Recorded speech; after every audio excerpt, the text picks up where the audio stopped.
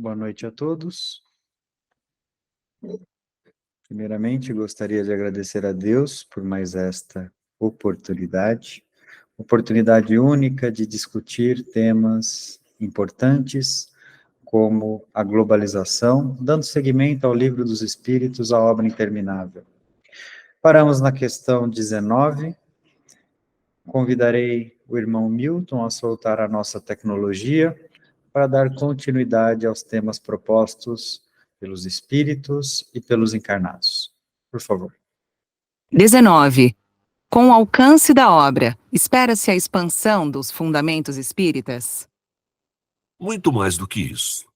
Esperamos o exercício dos antigos e novos fundamentos, fazendo-os sair apenas do campo teórico, tornando as boas práticas um hábito na humanidade. O Livro dos Espíritos de 1857 trouxe novos conceitos à humanidade, uma proposta, uma releitura de questões anteriormente tratadas em obras bíblicas, em escrituras sagradas e em outras esfanges religiosos, né? Entretanto, com as propostas que vieram, trouxe 165, 164 anos de reflexão, mas não conseguiu atingir em sua totalidade a prática das questões propostas, né?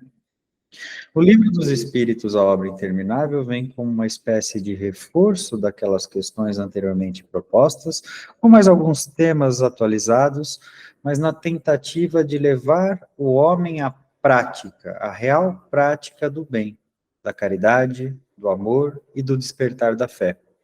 Essas questões, elas fogem às letras e palavras que podem ser redigidas, escritas ou impressas em uma folha. Ela passa ao cotidiano de cada um de vocês, né? No dia a dia, vocês podem ter e entender todos os preceitos religiosos, bíblicos, as passagens de Jesus ou as leis de Deus. Entretanto, só fará sentido quando conseguirem praticar aquilo que outrora foi escrito.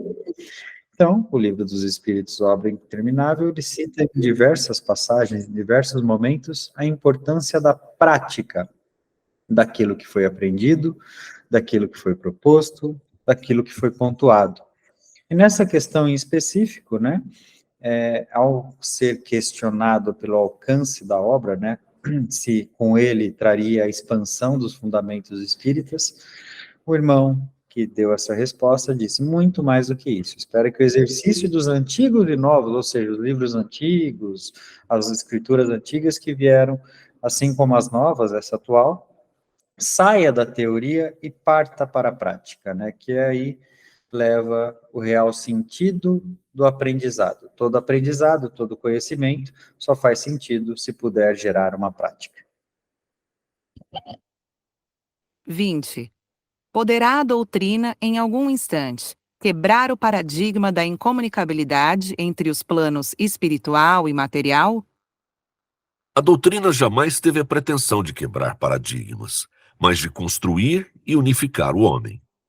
Acreditar na comunicabilidade do plano espiritual com o material não é mais importante do que seguir as leis do amor por meio da caridade. Quando a mensagem é verdadeira, ela toca a consciência de quem a recebe, transformando assim seu modo de pensar e, consequentemente, sua vida. Traduzindo em linguagem coloquial, a doutrina espírita não veio para provar nada a ninguém, né? A doutrina espírita não tem a pretensão de provar a sua veracidade, não tem a pretensão de quebrar paradigmas, não tem a pretensão de fazer novamente aquilo que já foi construído. A doutrina espírita tem a pretensão de despertar o amor, a caridade e principalmente a utilidade das questões propostas por Cristo e por Deus diante dos seus participantes. Muitos acreditam que as novas religiões, as novas doutrinas têm algo a provar. E não, na verdade ela conversa com a consciência de cada um, que aí sim, ao se deparar com determinadas questões, poderá fazer ou sentir se faz sentido, ou fazer bom uso de cada questão. Então, nós precisamos interpretar isso como um recado bastante direto em relação ao motivo da comunicabilidade dos espíritos, né? O motivo porque nós espíritos estamos no plano material realizando nossas comunicações. Não é de uma forma teatral, não é de uma forma a mostrar a nossa presença, não é de uma forma a mostrar que aqui estamos e que somos reais. Se não quiserem acreditar nisso, não tem problema, desde que sigam as leis de Deus. Então, este é o propósito principal. E aí, quando vem essa questão, não podemos deixar de trazer a importância da veracidade de nossas consciências, né? É lá que encontramos aquilo que nos faz sentido, aquilo que é verdade e aquilo que deixa de ser. Ao consultar nossa consciência, nós precisamos ter um critério muito válido, né, e muito minucioso para analisar se realmente estamos consultando, né, se estamos consultando a voz de Deus dentro de nós ou se estamos consultando a nossa própria voz. Saber discernir isso leva anos de uma encarnação, talvez de muitas encarnações, até que o homem passa a ver as coisas como elas realmente são e não como ele gostaria que elas fossem. Alguma pergunta? Boa noite.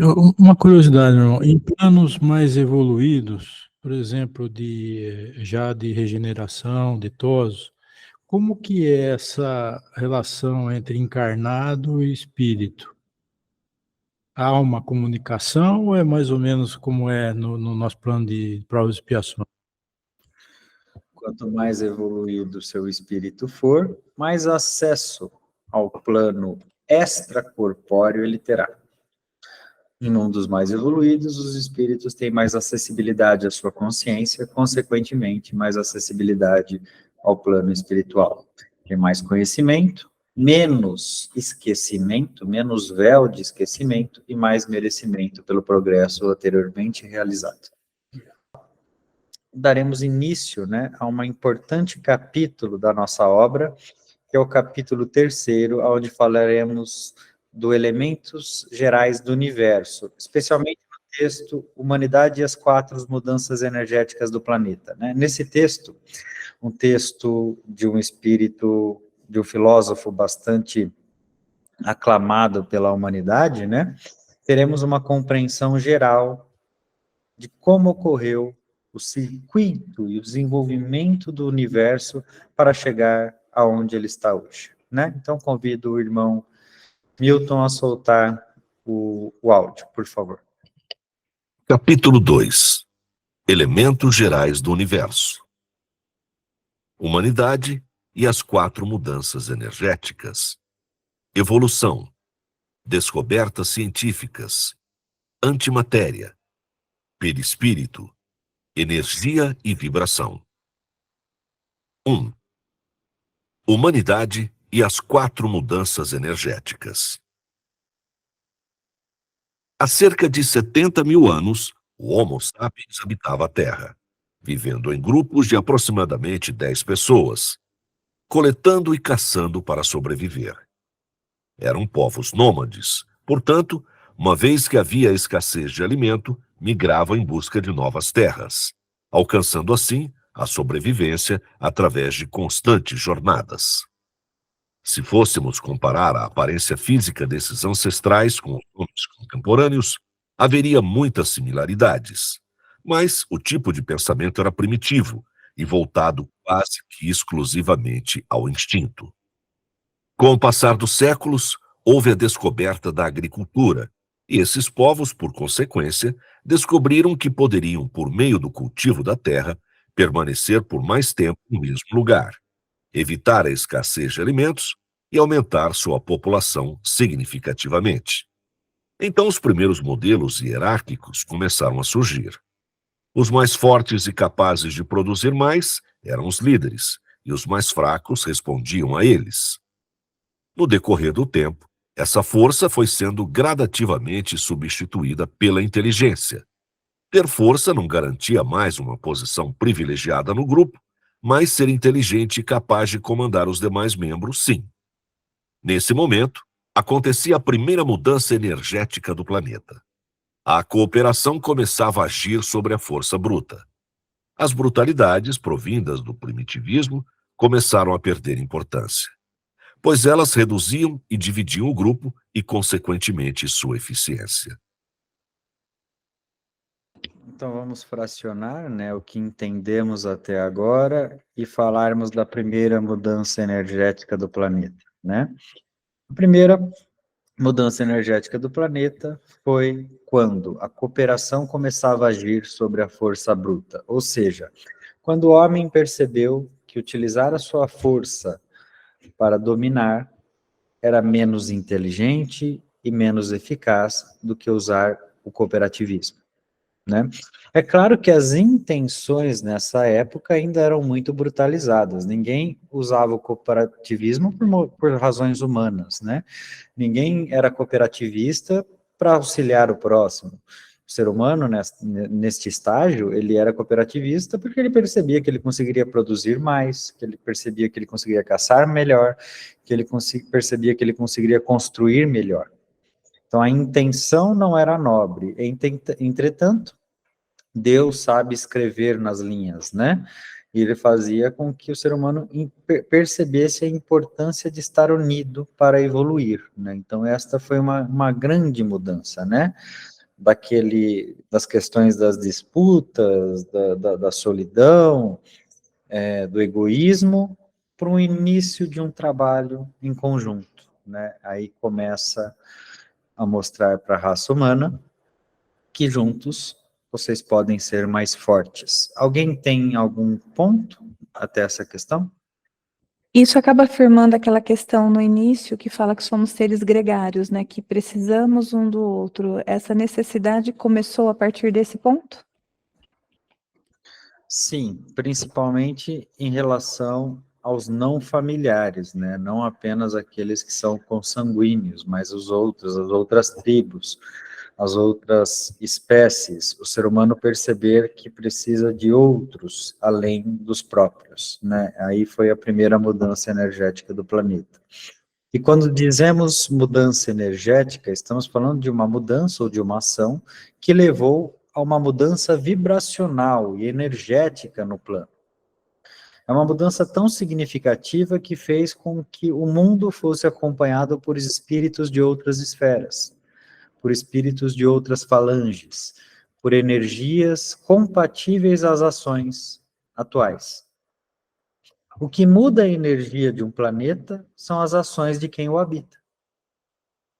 Então, para não ficar algo um tanto quanto esotérico, mudança energética é quando a coletividade muda sua vibração, sua forma de agir e de pensar. E isso seria graças ao desenvolvimento intelectual, essa mudança energética, como muda o pensamento. O pensamento é energia, e essa forma diferente de pensar que promoveu isso? Principalmente o moral. O que muda a vibração é a moralidade. O intelecto muda o seu estado. A sua vibração está linkada à sua moralidade.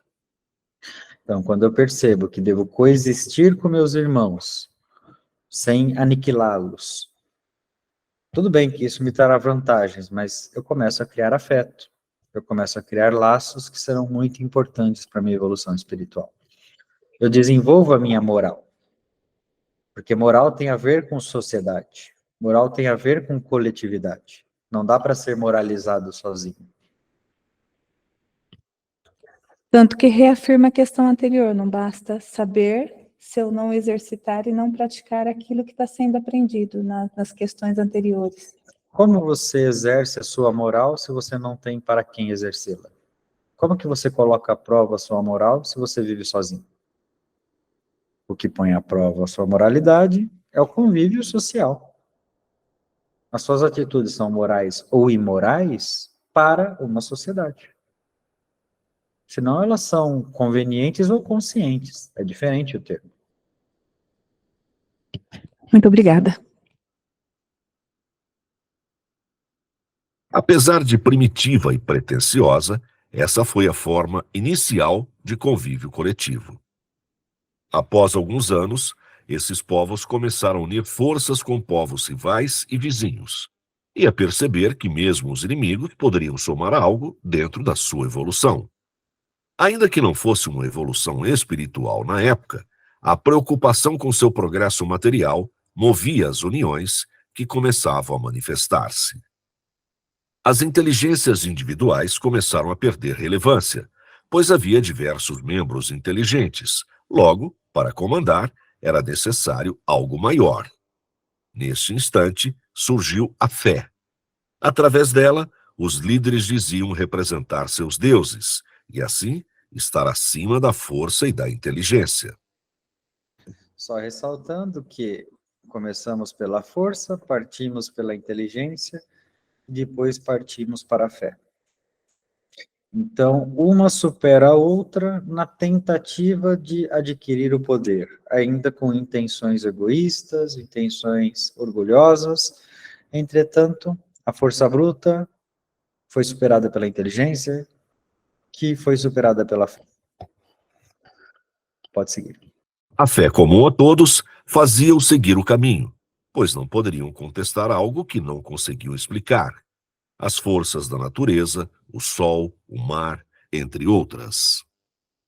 Ainda assim, os estudos e descobertas científicas avançavam, e essa fé, que ora era dada à natureza e a diversos deuses, começou a unificar-se em apenas um Deus. Nesse momento, aconteceria a segunda grande mudança energética do planeta. A unificação de um único Deus, né? É a segunda grande mudança energética do planeta. Estamos falando de uma população em que intitulava como Deus os elementos, né? O sol, a água, a terra, o ar, e começou a ter a percepção de que tudo isso era gerido por algo maior. Independente da forma que você atinge a sua evolução, independente da forma que você busca a sua religião, o Deus é um só. Essa é uma importante mudança energética, porque faz com que os grupos segregados que competiam entre os seus deuses passem a devotar a uma mesma inteligência. Passam a unificar as suas preces direcionadas ao mesmo propósito. Passa a intensificar os seus pensamentos em um só. Passa a ser fruto de uma mesma criação. Então, olha a importância dessa mudança vibracional e energética no planeta. Temos uma questão que a irmã Silmara colocou no chat. Quer que eu leia? Há teorias que fomos escravizados por espíritos de outras moradas, dimensões, porém mais evoluídos intelectualmente. Aceleraram o nosso desenvolvimento, ativando 2 e desligando 10 dos 12 filetes do DNA humano. Precede essa divisão de nosso universo em dimensões? Não, não procede. Nós somos escravizados apenas por nós mesmos, né? O único capaz de escravizar o espírito é ele próprio. Deus, a partir do momento em que adquirimos a consciência, nos dá o livre-arbítrio. É através do livre-arbítrio que faremos a nossa jornada e a nossa morada. Jornada a qual pode ser longa, exaustiva, teimosa, repetitiva, ou natural, curta e mais direta. Apesar de existir outras dimensões, elas não são capazes de nos escravizar, né? Nós somos escravizados apenas por nós mesmos. Ninguém pode fazer o mal a nós, a não ser nós mesmos. As pessoas podem fazer o mal ao nosso corpo, podem fazer o mal à nossa matéria, mas jamais ao nosso espírito. Nós somos arquitetos do nosso espírito. E isso causa uma tranquilidade tremenda naqueles que possuem medo, por exemplo, de trabalhos espirituais. Aqueles que possuem medo de mau agouro, possuem medo de influências externas. A única e real influência eficaz e capaz de modificar o ser humano é a própria. Ou seja, se você não gosta daquilo que está vendo, a culpa é sua. Se você gosta daquilo que está vendo, o mérito é seu. O irmão comentou que a segunda mudança energética foi a humanidade entender que havia um único Deus. Mas, em diferentes grupos, esse Deus tinha nomes diferentes e fés diferentes, até que causaram atritos, guerras em nome de Deus. Essa multiplicidade ainda de Deus único não causou um conflito? Até hoje, vocês não sabem o que é Deus? Presumem o que seja Deus? Então, até hoje existe essa confusão, essa Babilônia de interpretação sobre a divindade. Entretanto, todos aqueles que creem direcionam a uma divindade única. A questão de ser único, que é a grande diferenciação. Porque se Deus não fosse único, não seria Deus. Né? E essa compreensão é uma grande mudança energética planetária. Então, não importa o nome, tá? Não importa a forma que você chame, se você acredita que Deus é o Pai de Jesus, se você acredita que Deus é o Alá, se você acredita que Deus é... Enfim, não importa. O importante é que você acredita em um Deus, e Ele é único e soberano. Talvez a nossa crença atual, aquilo que nós estudamos como Deus, ainda seja limitado numa compreensão universal. Por exemplo, o que eu encaro de mais próximo de definição de Deus e atualizado, Deus é o tempo que gera a atemporalidade. Né? É algo extremamente profundo. Deus e tempo estão completamente linkados. Deus criou o tempo, mas o tempo criou Deus. Então, Deus é tempo? Então, olha que interessante, né? É uma filosofia profunda que nos levaria ao enlouquecimento. Por quê? Não somos, todavia, enquanto estamos no mundo de provas e expiações, né? Não somos, todavia, capazes de buscar os atributos a Deus. O atributo mais próximo que temos de Deus é a perfeição. Mas o que é perfeição se nós nem a conhecemos? Se eu te perguntar agora, Paulo, quais atributos você precisa para ser perfeito? Complexo, meu irmão. Tem muita coisa para evoluir ainda. Mas na sua compreensão, quais são os atributos que o ser humano deve desenvolver para atingir a perfeição? Nesse momento, dentro da minha limitação, caridade, amor ao próximo, a mim mesmo. Se eu puder resumir, é a essência do amor. Só que a perfeição não é tão resumida assim. Ela possui diversos braços, diversas raízes. Na verdade, a perfeição é o que nós atingiremos para nos tornarmos o mais próximo possível de Deus. Como desconhecemos Deus, todavia desconhecemos a perfeição. Aquilo que é perfeito para nós neste momento, poderá ser imperfeito no futuro próximo, inclusive. A nossa visão do que é o amor, do que é a caridade, do que é a paz, podem mudar. Paz entre os países, por exemplo, é um país tolerar o outro e viver sem convívio de conflito material? Ou é nem cogitar essa possibilidade? Ou é nem ter fronteiras entre si? Ou é nem ter divisões de povos? Igualdade é todos ter a mesma coisa, cada um ter aquilo que é fruto do seu mérito, ou igualdade é todos se enxergarem realmente como irmãos, independente dos seus laços sanguíneos, de suas etnias, da sua forma de linguagem.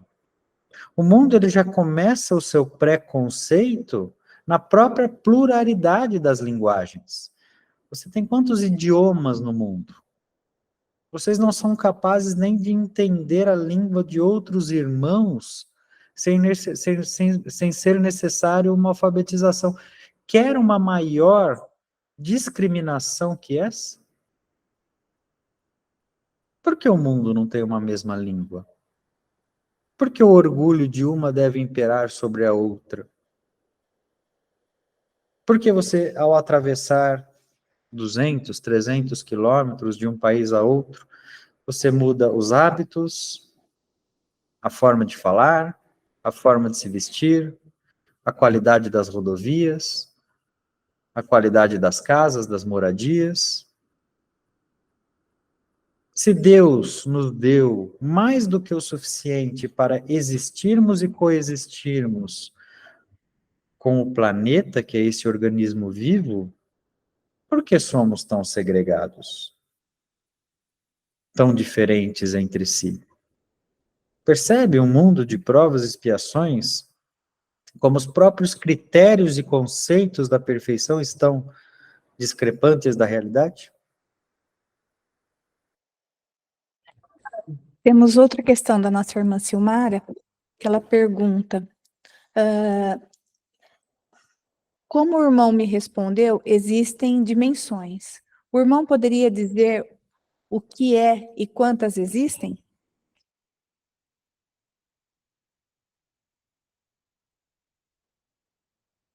São muitas dimensões.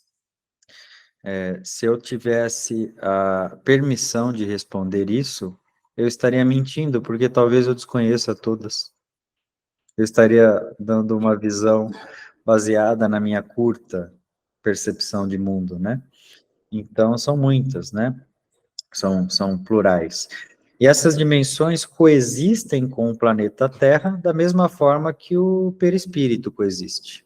Ela adquire a roupagem, ela adquire o formato necessário para coexistir. Entretanto, como vocês sabem, as comunicações interplanetárias ainda são escassas, tímidas, quase que inexistentes.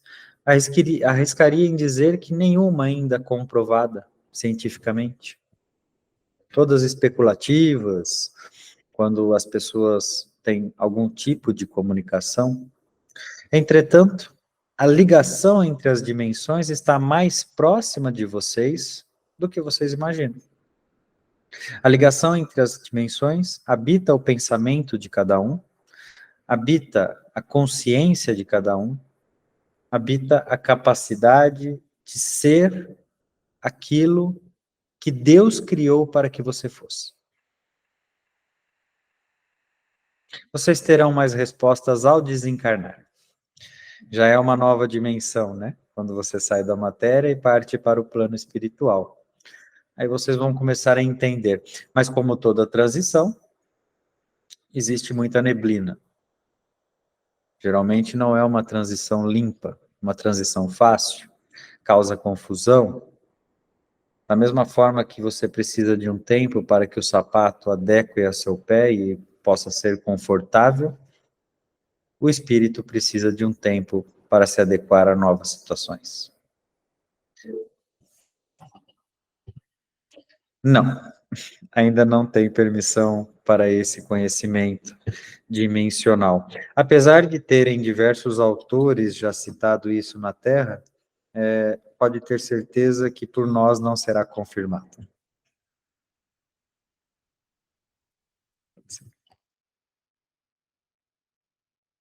Esse Deus, único e mal interpretado, era punitivo. Desse modo, as pessoas, coagidas, realizavam sua vontade, oferecendo até mesmo a própria vida para honrá-lo, sendo que, na verdade, era a vontade de alguns que se utilizavam da interpretação conveniente para promover desejos pessoais. A maldade imperando sobre a perfeição. A hora que eu tenho um único Deus, então eu vou torná-lo punitivo. Porque como eu estou acima materialmente ou intelectualmente dos demais, eu vou usá-lo com sua soberania para controlar as massas. E por quantos e quantos anos, e até hoje, Deus é utilizado para iludir, para persuadir, para conquistar, para aniquilar as mentes menos preparadas. Quantas pessoas acreditam que ainda podem comprar um pedaço no céu? Quantas pessoas acreditam que, por exemplo, se não derem parte do seu salário, não terão o merecimento e o amor de Deus? Que não é dar, é devolver, porque a Bíblia fala. Interpretações. Quantos ainda acreditam saber e ser mais do que os outros? E aí já direciono isso aos espíritas. Quantos acreditam ser mestres e doutores do conhecimento quando não conhecem nem a si mesmo? Então, essa reflexão nos traz a maior característica de evolução. Ao meu ver, não existe outra. A humildade. Espírito grande é espírito humilde. Que o exemplo que vocês tiveram é o espírito crístico que habitou a Terra, Jesus, que demonstrou que o poder só é válido quando ele não é utilizado. Né? O que Jesus fez foi isso. Ou vocês realmente acham que Jesus precisaria ficar pregado na cruz? Se ele quisesse. Vocês acham que Jesus não teria merecimento e poder para aniquilar todos os seus irmãos? Como o professor disse aulas atrás para vocês. Vocês não acham que teria essa capacidade? Mas não. O que Jesus demonstrou que não preciso disso.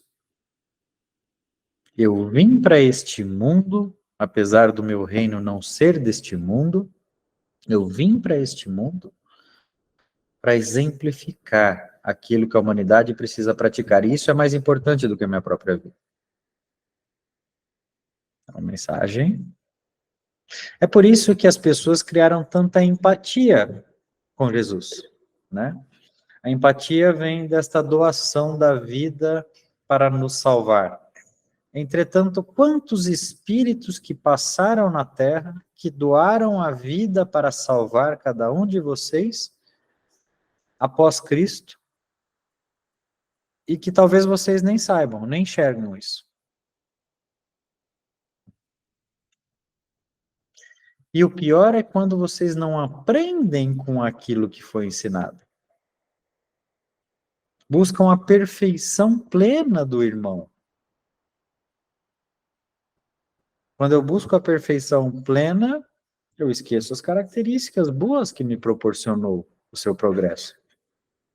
Vamos falar de tantos que passaram no planeta, quantos papas, quantos santos, né, conhecidos pela igreja, Agostinho de Hipona, fala de Paulo de Tarso, Pedro, os apóstolos de Cristo, vamos falar de Joana d'Arc, vamos vir para o Brasil, Tiradentes, mas nossa, Tiradentes, você até vai falar de Tiradentes, sim, Tiradentes morreu para que vocês tivessem taxas menores, e hoje vocês aceitam pagar taxas maiores.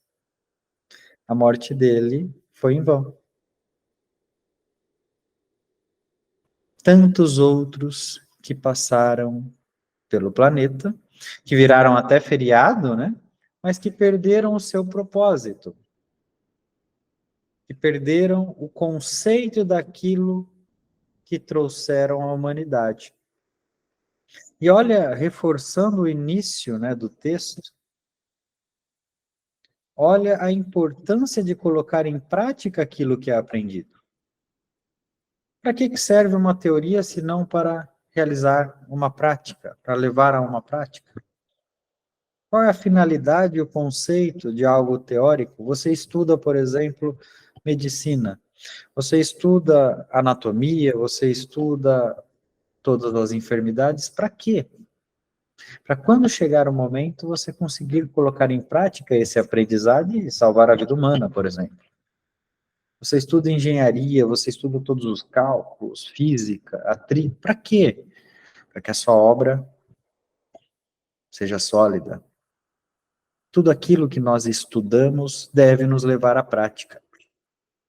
E levar à prática não é participar de um estudo em uma segunda, numa quinta-feira. Levar à prática é acordar todos os dias e não se esquecer desses conceitos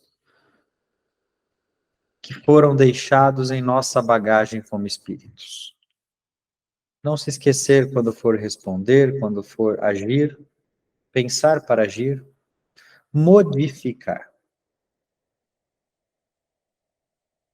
Fui questionado algumas vezes sobre Seishonoye, sobre Feng Shui, sobre as mentalizações do yoga. O que eu pensava disso, né?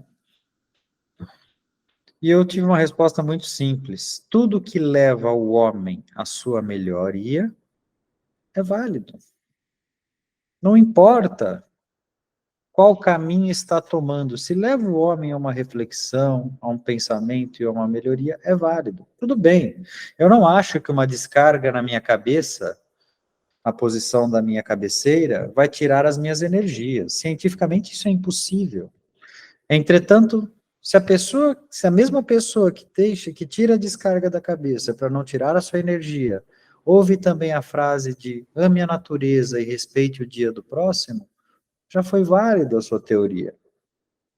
Se você buscar a perfeição, você não encontrará nem no espiritismo. Nós poderíamos pontuar aqui questões gravíssimas do espiritismo, assim como pontuamos diversas vezes do catolicismo. Entretanto, não é essa a importância. A importância é assimilar aquilo que ele tem de bom, aquilo que todas as crenças possuem de bom e nos leve a uma prática mais aprimorada.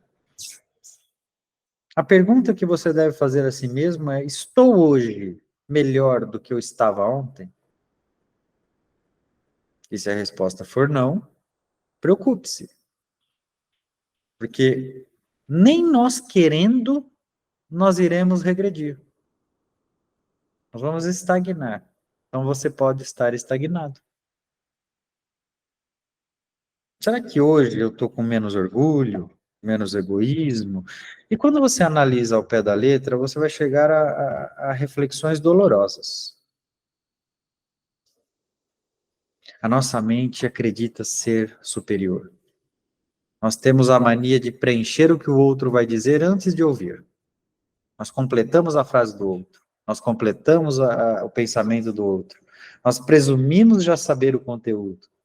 Mas será que sabemos? Vamos lá. Com a chegada do Mestre Jesus, que através do amor exemplificou as leis de Deus, colocando-as em prática por meio de sua própria carne, houve a terceira grande mudança energética do planeta. A todos os humanos foi dada a chance de perceber que através do amor e da caridade é que se alcança a evolução moral e espiritual. Bom, aqui, como dito, né, a chegada de Jesus causou a terceira grande mudança energética do planeta. Pelos exemplos que ele deixou, pela questão imposta de um Deus não punitivo, mas sim de um Deus do amor.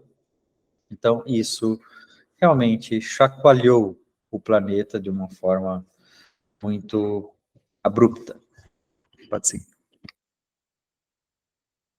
Em meados de 1850, Allan Kardec, mediante a codificação, viria trazer o conhecimento da doutrina espírita, da eternidade do espírito e da comunicabilidade dos encarnados com o plano espiritual.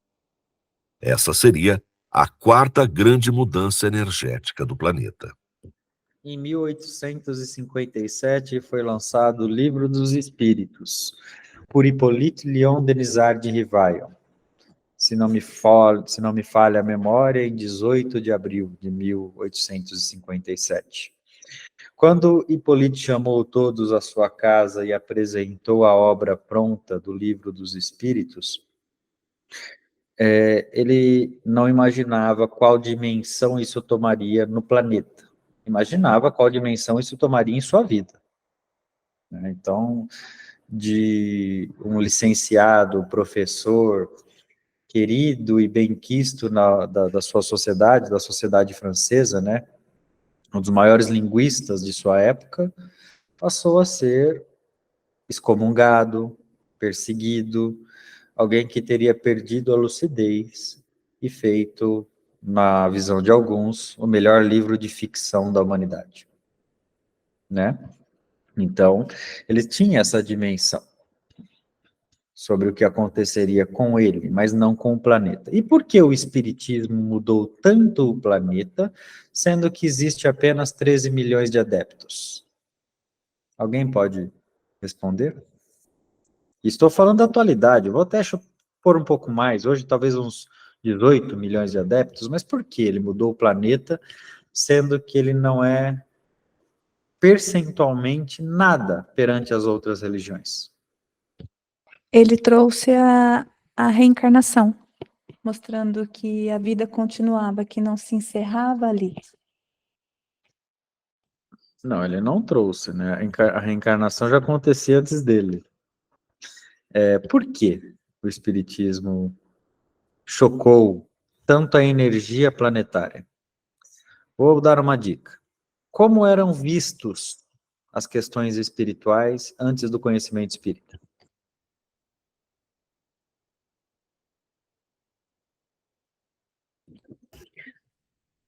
Todo mundo que, se houvesse alguma forma diferente, até a mediunidade que hoje é vista com naturalidade, naquela época era vista como bruxaria, as pessoas, como assim conversar com o outro lado?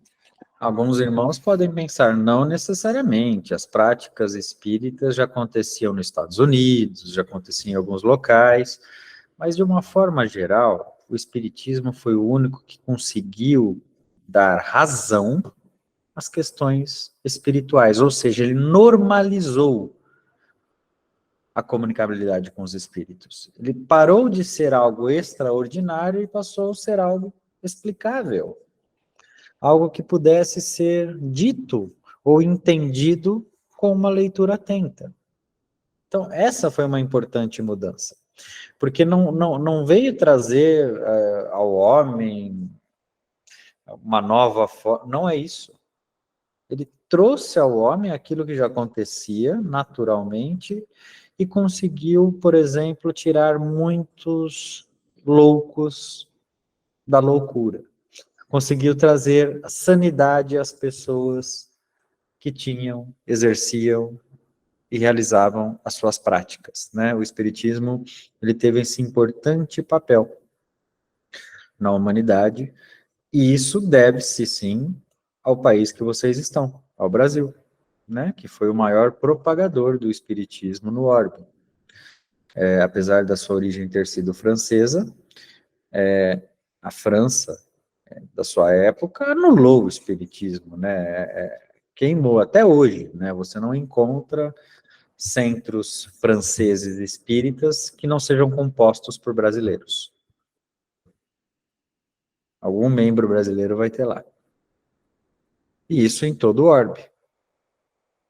São raríssimos as casas espíritas que possuem apenas estrangeiros, porque ainda não é enraizada esta crença. Entretanto, na minha visão de mundo, eu estou acostumado a ver onde os meus olhos alcançam.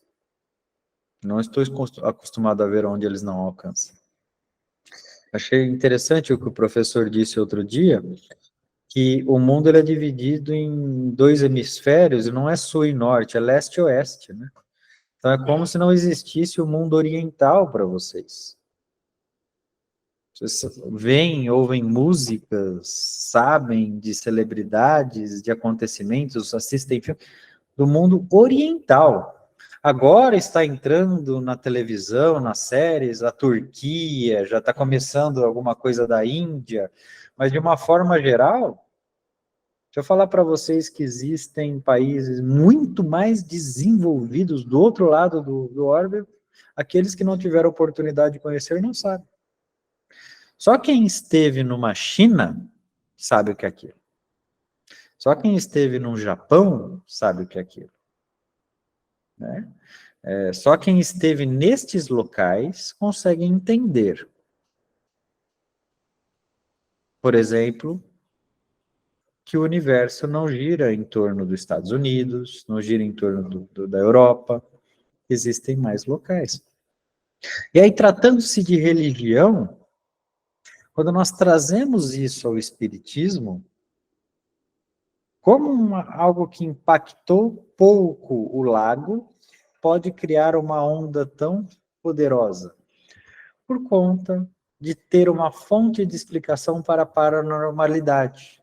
Aquilo que outrora não tinha, agora tem. Então, é a única religião, e aí eu falo, a única, que conseguiu explicar a paranormalidade de uma forma racional. Né? E aí, claro que trouxe as esferas das outras, mas as outras ainda esoterizam mais. O Espiritismo não, ele trouxe a razão da paranormalidade. Então, acontece por isso, isso, isso. Aquilo que te assusta é você na sua forma original, você reencarna. Por que você reencarna? Porque não é justo uma criança nascer tetraplégica pela vontade de Deus. Ela tem que nascer tetraplégica porque ou ela tem algo a expiar, ou porque é a prova dela. Entretanto, ela terá a oportunidade de nascer de uma outra forma. Por que um nasce um rico e outro pobre? Por que um vem com dor e outro sem? Trouxe a justiça de Deus aos exemplos daquilo que vivenciamos no cotidiano. Só que essa justiça, ela não vem apenas confortar os nossos corações, por exemplo, para quando temos um filho com problema físico ou emocional, entendermos que isso é normal. Ele vem também para nos cobrar. Nós precisamos entender que não é um Pai Nosso e uma Ave Maria que vão tirar os nossos pecados. Não é um padre com uma água benta na testa que vai tirar os 40 anos de maldade que eu cometi. É a minha própria vivência. Eu terei que expiar. E isso não é tão confortante assim. Principalmente para aqueles que acordaram depois dos 30, 40 anos de idade. A vida inteira fiz errado, e agora? Tenho mais o quê? 20, 30 anos de vida para reparar? Esses 40 anos vão ser anulados? Deus vai esquecer que eu fiz 40 anos de besteira? Não, eu terei que expiar. Entretanto, só existe uma forma de eu alcançar a redenção, modificando agora. Talvez eu faça tão bem ao próximo, tanto bem ao próximo, tanto bem a mim mesmo, eu consiga, né, me livrar de algumas, mas entretanto, é a justiça de Deus. Tudo que eu plantei, eu vou colher. Se eu plantar rosas, eu colherei rosas. Se eu plantar espinhos, eu não vou colher rosas, eu vou colher espinhos. E é isso que afasta tantas pessoas do Espiritismo. É muito mais fácil estar em outras religiões. Quando eu vou, por exemplo, me comprometo a uma missa, não estou desmerecendo nada, eu gosto de todas, mas eu estou falando por que o Espiritismo é mais complexo. Quando eu vou a um culto, quando eu vou a um seja onde for, eu me comprometo ali 2, 3 vezes por semana, acalento meu coração, medito, faço prece, ótimo. Espiritismo não. Você sabe que mesmo que você frequente uma casa espírita todos os dias, isso não vai livrar a sua conta. O que vai livrar são as suas atitudes, são as suas ações. Para aqueles que acham que os construtores da obra são espíritos mistificadores, se forem, pagarão forte por isso. Pagarão muito forte por isso, porque a mistificação é oriunda dos falsos profetas. Mas e se não forem? Né? Então, olha que interessante, essa visão de mundo geral nos faz entendermos aonde estaremos. Pode seguir. Os povos que já eram então civilizados, organizados e predominantemente cristãos, viriam a conhecer uma força que aparentava superar a gravidade e a razão, modificando a forma de pensar de todos os que com ela simpatizaram. Ainda assim, tratava-se de uma lei muito simples, a lei do amor e da caridade, traduzida na reafirmação do mundo espiritual dentro do que a consciência das almas já sabia. A quinta grande mudança energética do planeta será a colocação em prática de tudo que tem de bagagem teórica referente ao exercício do bem, do amor ao próximo e da caridade. Após diversos milênios de guerra, dor, sofrimento, egoísmo, ambição e individualismo, será que não sois capazes de analisar o passado o bastante para alterar o presente e, por consequência, o futuro? Sócrates, Matão, 12 de agosto de 2019. Pois é. Será que com o aprendizado pretérito, com a dor presente, com a colheita presente, eu não consigo fazer um futuro melhor? Quantos mais precisarão sofrer até que eu aprenda? Vocês devem ter ouvido o conselho dos pais, avós, que felizes não é aquele que aprende que a tomada dá choque colocando o dedo, é aquele que vê alguém tomando choque e aprende com o erro alheio. Será que nós não somos capazes de aprender com o erro alheio? E também com o acerto?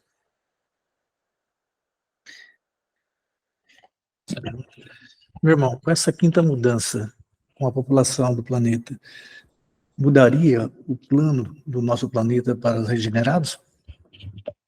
Pode até ser que sim, mas talvez ela não esteja tão breve assim, né? Será que o mundo está próximo a praticar tudo aquilo que conhece de bom e deixar de praticar tudo aquilo que conhece de mal? O plano, o mundo regenerado, ele é um mundo muito mais avançado que o mundo de provas e expiações.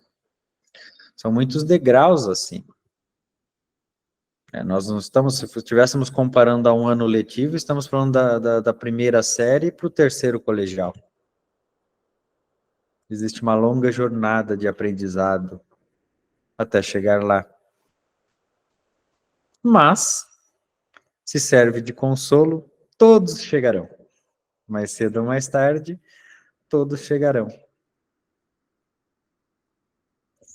Eu gostaria de agradecer muito aos irmãos pela paciência, pedir perdão pelos problemas técnicos que tiveram. Acontece, né?